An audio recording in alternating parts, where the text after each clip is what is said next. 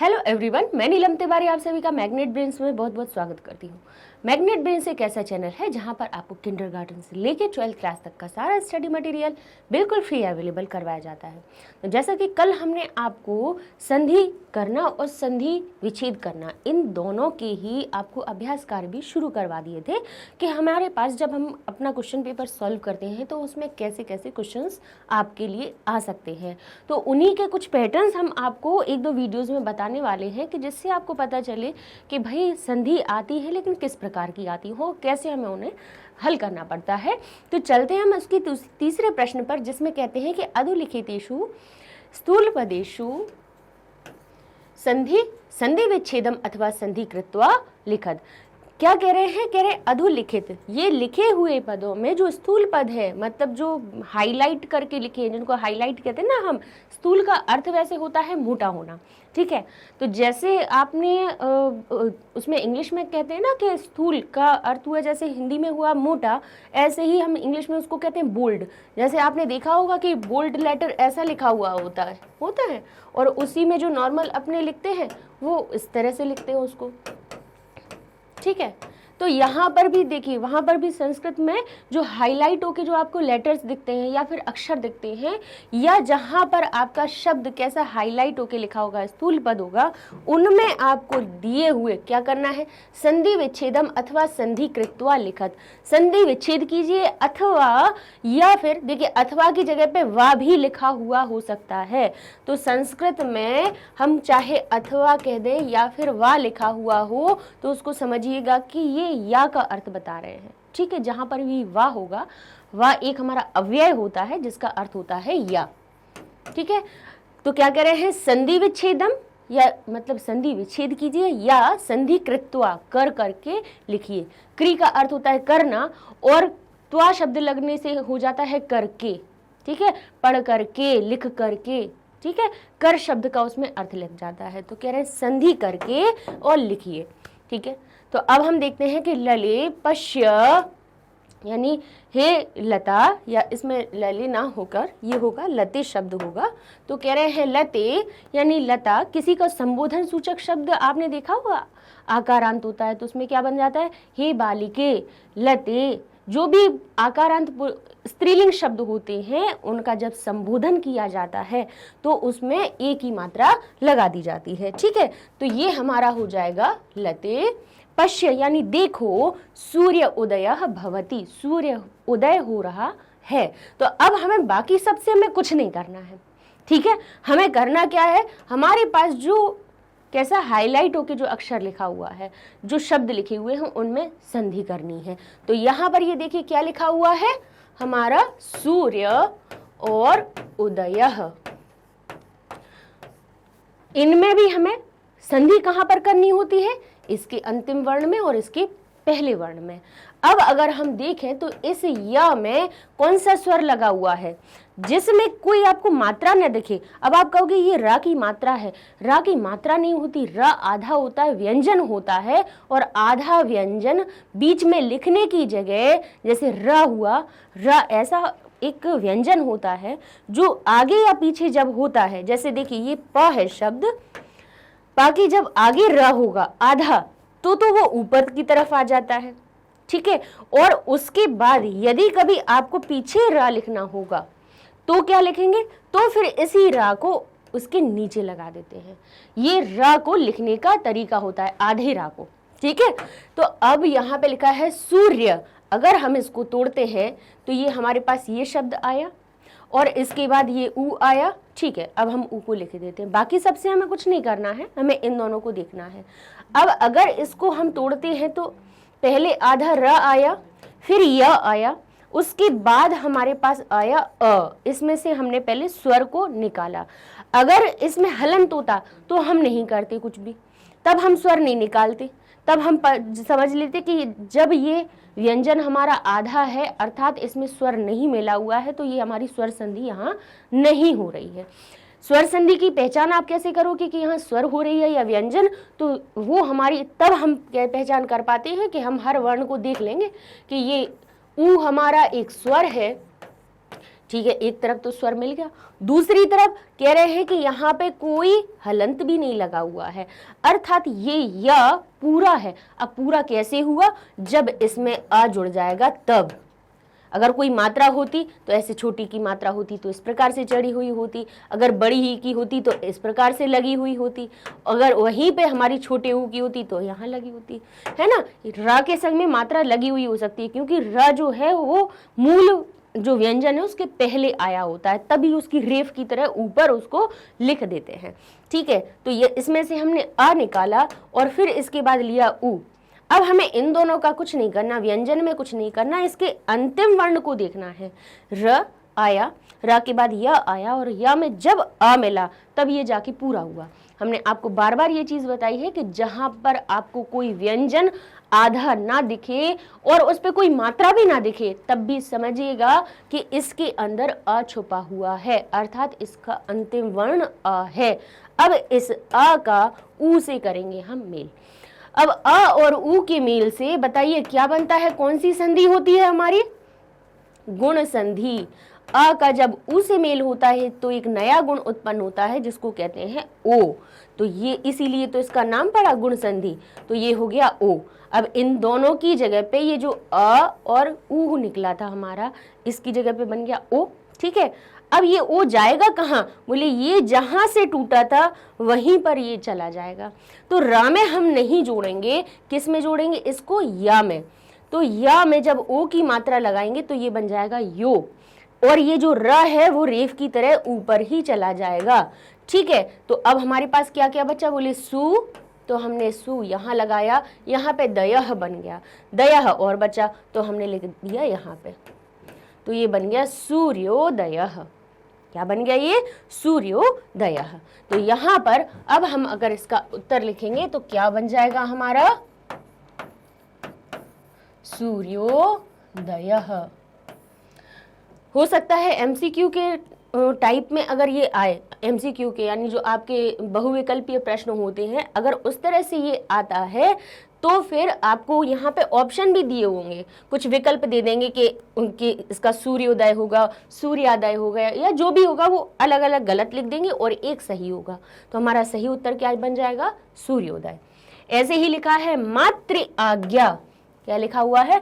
मातृ आज्ञा।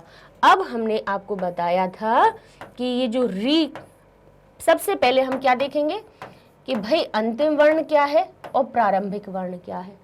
हमें नहीं पता कि हम स्वर संधि कर रहे हैं या हम व्यंजन संधि कर रहे हैं। सबसे पहले तो हमें ये पहचान होनी चाहिए। इस पहचान को करने के लिए हम क्या करेंगे कि हम देखेंगे कि भाई इसके आगे और पीछे वाले वर्ण कैसे हैं। तो भाई पीछे वाला तो सामने ही दिख रहा है कि ये स्वर है हमारे पास। इसके बाद अगर हम ये त को देखें तो कहेंगे त में री मिली हुई है, अर्थात अगर इसको तोड़ें तो त में से क्या निकलेगा? कौन सा वर्ण निकलेगा? री। तो री क्या होता है? स्वर, अर्थात यहाँ पर भी स्वर है, यहाँ पर भी स्वर है।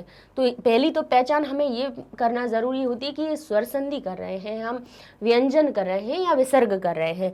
तो अब जब देख लिया कि दोनों तरफ हमें स्वर मिल रहे हैं तो ये हमारा क्या हो गया? स्वर संधि हो गई। अब हम संधि किन किन में करेंगे, किन किन वर्णों में करेंगे? तो कहेंगे हमें ता से मतलब नहीं है, हम तो जो अंतिम वर्ण होगा अर्थात यहाँ का जो आखिरी अक्षर होगा उसमें और ये जो पहला अक्षर होगा उससे, इन दोनों से हमें संधि करेंगे। तो क्या हो जाएगा? अब वो कह रहे हैं ये है री और ये है अ। अब यण संधि का नियम आपने पढ़ा ही होगा कि ई उ री री, ये इक के अंदर आने वाले वर्ण होते हैं जो यण में परिवर्तित हो जाते हैं। यण में कौन से होते हैं? य र ल व, अर्थात यण संधि का यहाँ पर नियम लगेगा ई उ री और री के बाद कोई भी असमान स्वर आ जाए तो देख लो री के बाद अ लिखा हुआ है, री के बाद री जैसा कुछ लिखा है? नहीं लिखा, अर्थात ये असमान स्वर है, इसके जैसा नहीं दिखता है। असमान जब स्वर आ जाए तो ई हमारा क्या बन जाता है? य आधा, उ बन जाता है हमारा व आधा, री बन जाता है हमारा र आधा और री हमारा ल आधे में परिवर्तित हो जाता है। ध्यान रखिएगा, आधे ही बनेंगे, व्यंजन तो बनेंगे लेकिन कैसे बनेंगे? आधे बनेंगे।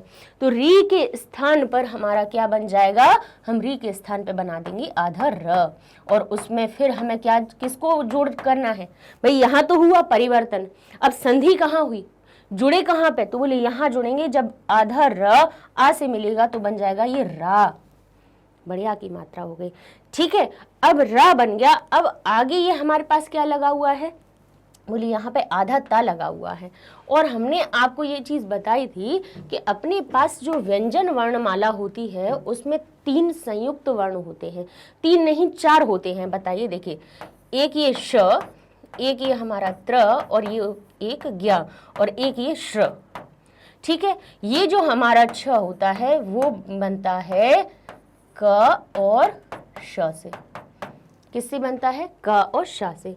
त्र हमारा त और र से मिलके बना होता है, और ज्ञ हमारा ज और य से मिलके बना होता है, और हमारा ये जो श्र होता है वो श और र से मिलकर बना होता है। ये हमारे मूल व्यंजन नहीं होते, ये संयुक्त व्यंजन होते हैं, 2 व्यंजनों से मिलकर बने होते हैं। ठीक है, तो अब यहाँ पे हमें 2 चीजें दिख रही हैं। क्या दिख रही है, एक आधा ता और रा दिख रहा है। ता और रा इन्हें आपस में मिलेंगे कैसे, बोले यहाँ पे ता लिखा हुआ है और ये रा लिखा हुआ है। जैसे हमने सूर्योदय में या में हमने र ऊपर लगाया था, 2 आधे व्यंजनों को साथ में किया था, ऐसे ही पहले हम इन 2 व्यंजनों को साथ में लिखेंगे। तो पहले तो हम इन दोनों को सही रूप से लिख देंगे। तो आधा ता और रा मिलके क्या बनता है, त्र। तो ये बन जाएगा हमारा त्र, और आधा ही रहेगा क्योंकि आधा ता है आधा रा है। जब तक इसमें हम स्वर नहीं जोड़ेंगे तब तक ये पूरा नहीं होने वाला।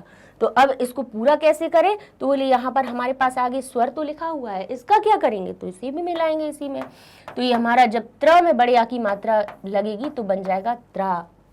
क्या बन जाएगा, त्रा। अब यहाँ पर हमारी संधि के बाद में हमें मिला क्या, त्रा। ठीक है, किसकी स्थान पे, हमें इस री और आ के स्थान पे, और फिर उसमें हमने ता को भी मिला दिया। तो बचा क्या, बोले मा त्रा, और ये हो गया ज्ञ।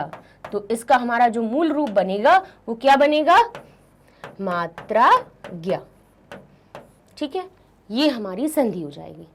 ठीक है, इसके प्रकार हम इसलिए बार बार बता रहे हैं। अब जैसे जब हमने यण बताई थी तब उसमें हमने सिर्फ यण के ही आपको नियम बताए, जब दीर्घ बताई तो दीर्घ के ही। अब यहाँ पर क्या है, अपने सारे इकट्ठे आ गए।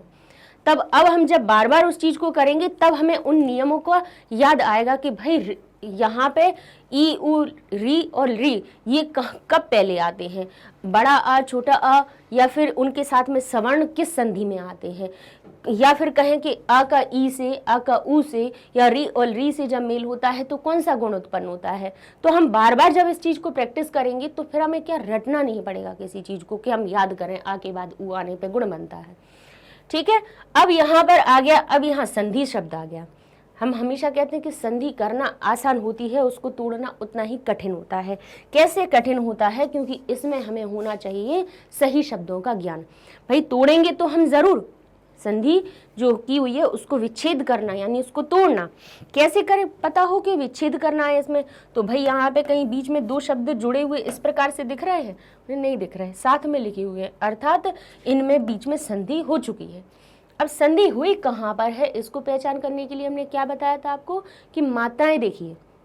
ठीक है, कि कहाँ पर मात्राएं हैं और कहाँ पर एक शब्द उसमें से अलग आपको दिख रहा है। तो यहाँ देखें तो वनोत्सव, क्या दिख रहा है, वनोत्सव। तो वन शब्द तो एक हमें मूल प्रकृति का दिख ही रहा है कि वन हमारा होता है, और उसके बाद लिखा है, उसके बाद अगर वन को अलग कर दे तो हमें दिख रहा है उत्सव। ठीक है, अब लेकिन उत्सव तो नहीं होता है। ठीक है, तो अब हम इसको देखेंगे कि हम किस तरह से तोड़ सकते हैं। तो हमने लिखा वनोत्सव। ठीक है, वनोत्सव लिख दिया। तो अब आप देखिए कि यहाँ पे स्वर की कोई मात्रा आपको दिख रही है क्या, हाँ दिख रही है, ओ की मात्रा दिख रही है। ओ की मात्रा कब आती है, गुण संधि में अ और उ के मिलने से। किससे आती है, जब अ और उ हमारा मिलता है तब ओ की मात्रा नया गुण उत्पन्न करती है।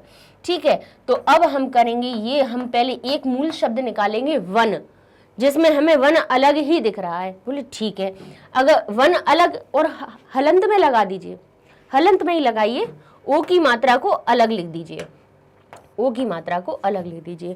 कह दीजिए वन हमने अलग कर दिया, ओ की मात्रा अलग कर दी, और बाकी के हमने ये अलग लिख दिया, सवह, सव, ये हमने अलग लिख दिया।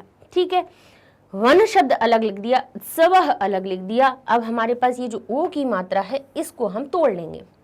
इसको जब तोड़ेंगे तो ओ की मात्रा किस में बनती है, बोले अ और उ से बनती है। तो वो कह रहे हैं यहाँ हमें बस अब सब सही दिख रहा है कि वन में आ लगा देंगे तो ये हमारा वन बन जाएगा, और उ में जब ये बाकी का उत्सव लगा देंगे तो ये हमारा उत्सव बन जाएगा। तो हमारा सही क्या बोले, कैसे विग्रह सही होगा, बोले वन और उत्सव। चेक करने का तरीका क्या है कि हमने सही तरह से इसको तोड़ा या नहीं, तो कहेंगे हम अ और उ का मेल होके यहाँ उ की मात्रा बन रही है, अर्थात हमारा ये सही है, हमने इसकी संधि विग्रह सही किया।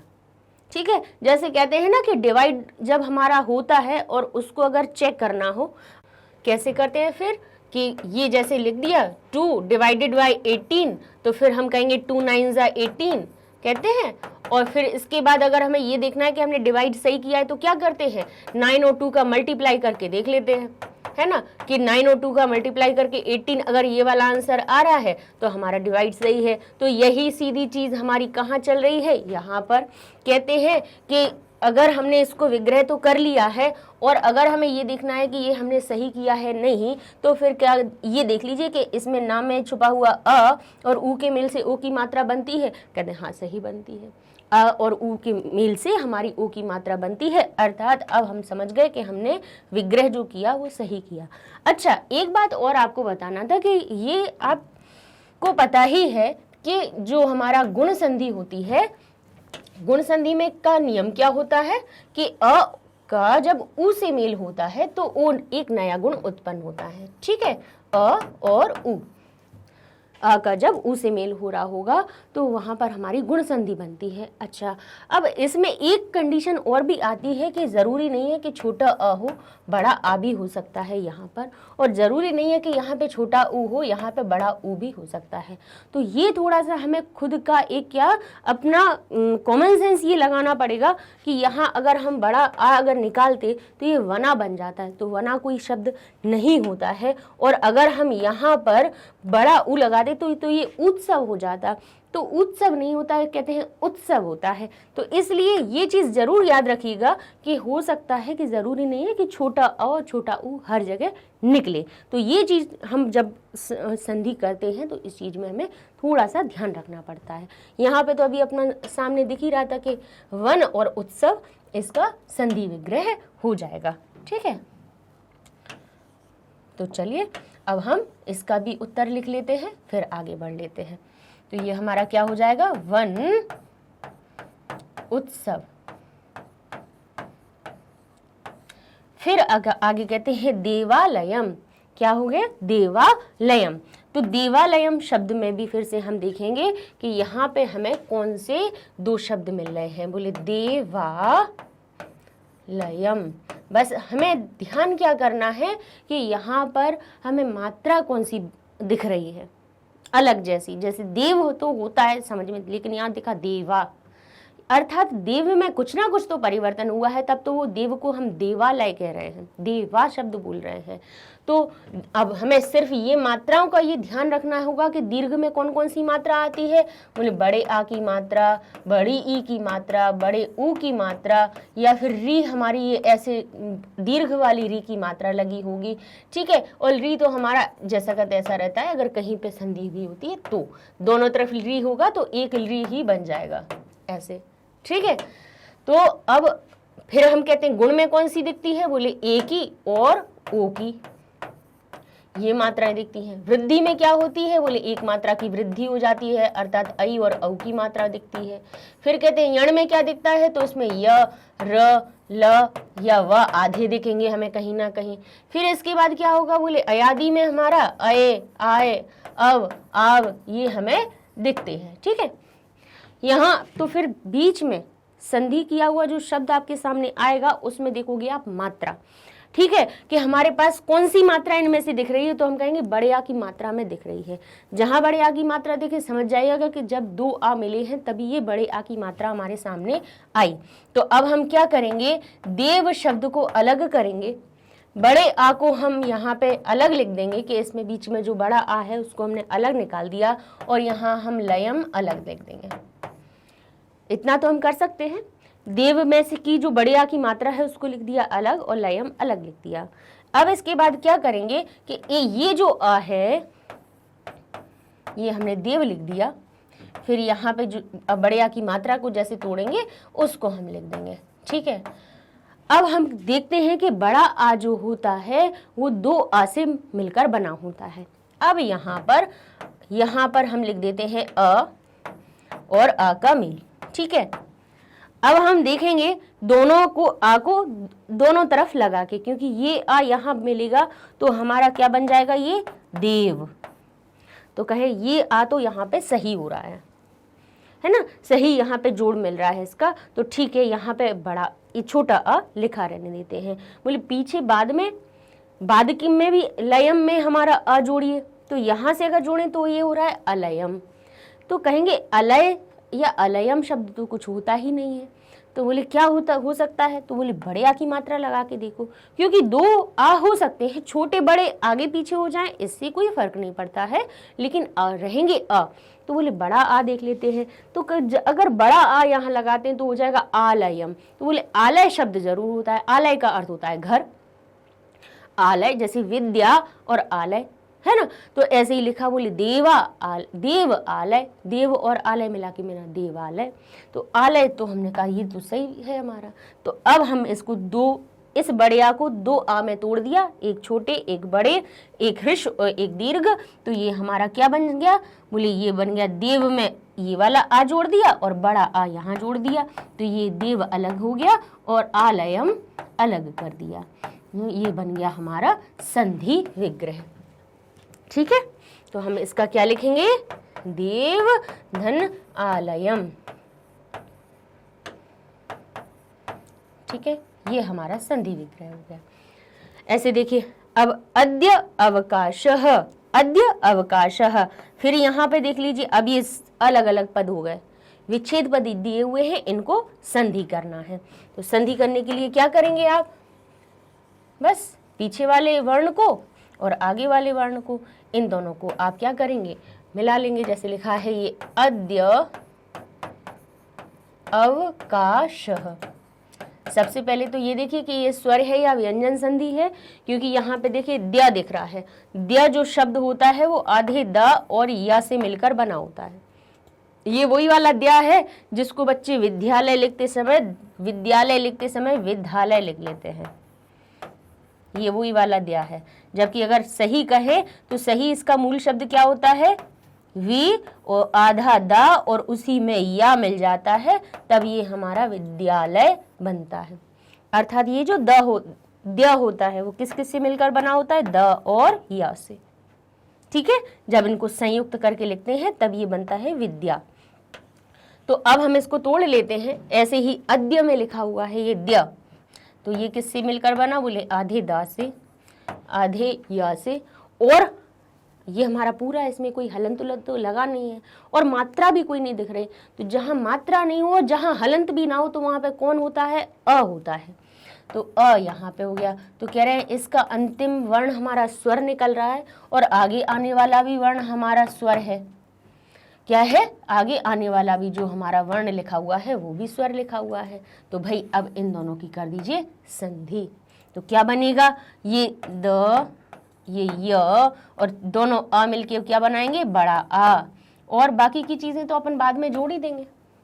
ठीक है, तो अब द्य में क्या जोड़ना है हमें, बड़ा आ, तो ये द फिर य और बढ़िया की मात्रा। अब हम क्या लिख सकते हैं, अद्या और बाद का अक्षर क्या बचा, वकाशः। देखिए पहले हमने ऐसे लिख दिया। ठीक है, अगर इस द्या शब्द को अगर हम इस दा में या मिला के ऐसा लिख दें तो भी चलेगा काम, कोई गलत तो नहीं है। कैसे गलत हो सकता है भाई, इनको अलग अलग लिखा था, यहाँ साथ में लिख दिया था। जैसे आधे ता और रा को ऐसे भी लिख सकते हैं और कहते हैं ता और रा को हम त्रा भी लिख सकते हैं, तो कोई उसमें गलत बात है, बिल्कुल गलत नहीं है। तो ये हो गया हमारा अद्यावकाशः।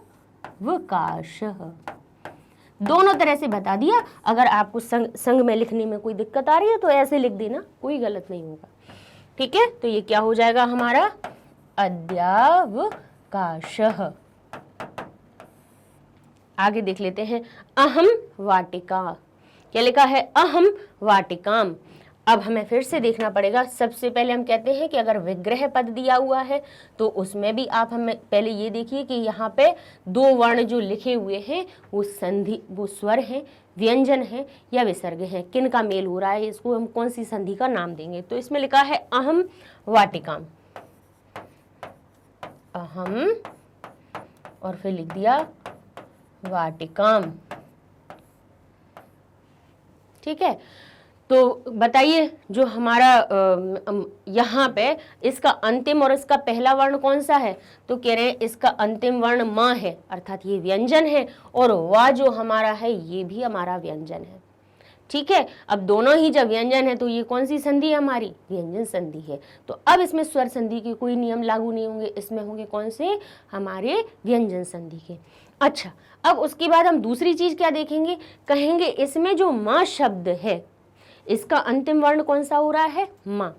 जहां पे अंतिम वर्ण माँ दिखे, ये वाले इधर का नहीं, हम यहाँ का कह रहे हैं, पहले शब्द का अगर आखिरी अक्षर आपको माँ हलंत के रूप में दिखे, माँ भी हो लेकिन कैसा हो, हलंत के रूप में, और उसके बाद आपका कोई भी व्यंजन लिखा हुआ हो, कोई भी व्यंजन लिखा हुआ हो, तो ये जो हमारा माँ है वो अनुस्वार में परिवर्तित हो जाता है। अर्थात अब ये हमारा बनेगा अहम वाटिकाम। क्या बन जाएगा, अहम वाटिकाम। ठीक है, ये आपको हमने मोनुस्वार जो संधि समझाई है, अनुस्वार संधि समझाई है, उसमें आपको ये नियम समझाया है कि माँ के बाद यदि कोई हमारा कौन सा होता है, बोले यहाँ पर कोई भी व्यंजन वर्ण जब आएगा तो माँ हमारा अनुस्वार में परिवर्तित हो जाएगा। तो हमारा जो संधि होगी उसको हम क्या लिखेंगे, अहम वाटिकाम। ठीक, ये हमारे क्या हो गए, अहम वाटिकाम को हमने जोड़ दिया। अब कह रहे हैं ये लिखा है नायकः, क्या लिखा हुआ है, नायकः। हमारे पास शब्द आ गया नायकः। मात्रा देखिए कहाँ पे कौन सी दिख रही है आपको, बोले यहाँ पर हमें बड़े आ की मात्रा दिख रही है एक तो। ठीक है, अब अगर हम, अब देखिए जैसे हमें कोई शब्द पता नहीं है तो हम सिर्फ उसका अंदाजा लगा के ही तो उसको अलग करेंगे। तो भाई इसको अलग हम कर देते हैं कि ना में से हम बड़े आ की मात्रा को अलग लगा देते हैं, य अलग देख देते हैं और कह अलग देख देते हैं। तो अगर न और यकह का जोड़ा जाता तो न तो हमारा चलिए एक अव्यय बन जाता, लेकिन यकह क्या बनता, यकह कोई शब्द होता है, नहीं होता है। तो भाई इसमें फिर हुआ क्या है, तो यहाँ पर हमें जो आय शब्द दिख गया है, आय दिख गया है, तो आय, अय, आय, अव, आव, ये किस संधि में आते हैं, ये हमारे आते हैं, कहते हैं अयादि संधि के अंदर। कहाँ आते हैं, अयादि संधि में। तो जो आय शब्द है वो किसके स्थान पर आता है, कहते हैं ए, जब अयादि संधि में ए के बाद कोई स्वर आता है तो ए बन जाता है हमारा अय, ऐ बन जाता है हमारा आय, ओ बन जाता है हमारा अव, और औ बन जाता है हमारा आव। ठीक है, तो यहाँ पे आय हमें बीच में दिख गया, ठीक है, आय दिख गया है, अर्थात यहाँ पर ऐ आया होगा, आय के स्थान पे क्या आया होगा, यहाँ पे हमारा ऐ की मात्रा आई होगी। ठीक है, अब अगर ऐ की मात्रा आई हुई है तो ना पे कौन सी मात्रा चली जाएगी, ऐ की मात्रा, तो हम कर देंगे नई। ठीक है, अब यहाँ पे पीछे कौन सा वर्ण था, कौन सा शब्द था कि ये हमारा न और कह बन गया, तो हम कहेंगे यहाँ पे जो नई में जब अकह जोड़ा था तब हमारा बनता है नायक। नई में जब अक शब्द जोड़ते हैं तब हमारा बन जाता है नायक। ठीक है, तो अब हम जब इसको आय को तोड़ा, ऐ की मात्रा यहाँ लगाई और पीछे वाला हमारा जो स्वर वर्ण है वो हमने लगा दिया अकह। ठीक है, तो ये हमारी क्या हो गई, संधि विच्छेद। भाई और भी कोई स्वर आ सकता था। अब आप देखो कि आप कहोगे कि इकह होगा तो क्या हो सकता है, बोले नहीं होगा, इकह का कोई अर्थ नहीं निकलता, उकह का कोई नहीं निकलता, ओ कह का, अकह का अर्थ होता है। तो हमने इसलिए इसको हमेशा टूटेगा तो किस में, बोले सार्थक वर्णों में ही टूटेगा। तो फिर हम क्या करेंगे, इसका हम संधि विच्छेद क्या लिख देंगे, नई धन अकह, आय जहां होगा उसको हमें ऐ की मात्रा में जोड़ना है, तो कहेंगे नई धन अकह, तो बन जाएगा हमारा नायकः। ऐसे कहा तत्र एव, क्या लिखा है, तत्र एव। अब देखिए तत्र शब्द देख लीजिए, ये लिखा है हमारा तत्र और ये लिखा है हमारा एव, ठीक है। अब सबसे पहले ये देख लीजिए कि स्वर है, व्यंजन है, विसर्ग, कौन सी संधि इसमें हो रही है। तो अगर यहाँ देखें तो चलो ये तो हमारा स्वर वर्ण है हमारा, और यहाँ पे तो कह रहे हैं त को अलग अलग कर दीजिए, इससे हमें मतलब नहीं है कुछ। अब इस त्र को अगर तोड़े तो ये हमारा त में है, फिर र में है, और उसके बाद इसमें अ भी जरूर लगा हुआ है क्योंकि ये पूरा दिख रहा है हमें, तो ये अ और ए का मेल होगा।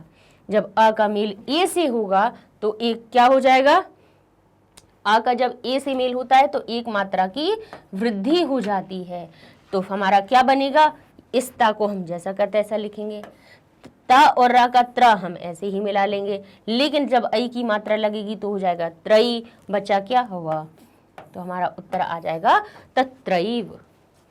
क्या बन जाएगा, तत्रैव, ठीक है।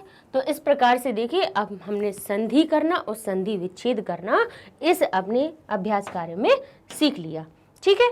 तो अब आपके सामने ऐसे कोई भी पद आ जाए, तो हमने आपको ये कल भी बताया था और आज भी यही कह रहे हैं कि ये हम करवाने का उद्देश्य क्या है कि भाई हमने प्रकार समझा दिया, आपको उदाहरण दे दिए, लेकिन जब तक कि आप उनको अभ्यास में करोगे नहीं, उनको थोड़ा सा बार बार रिवाइज करेंगे नहीं, तब तक आपको शब्दों का सही ज्ञान नहीं हो पाएगा कि भाई संधि तो कर ली, लेकिन अगर विच्छेद करने के लिए आए तो कौन से शब्द में क्या संधि हुई है, ठीक है। तो अब हम अपने नेक्स्ट वीडियो में कुछ और इसी के एक दो और तरीकों को देखेंगे कि किस प्रकार के प्रश्न आ सकते हैं, तो उनको देखकर फिर हम अपने नए टॉपिक पर जिसमें हम अपना शब्द रूप शुरू करेंगे, ठीक है। तो मिलते हैं नए वीडियो में, तब तक के लिए धन्यवाद।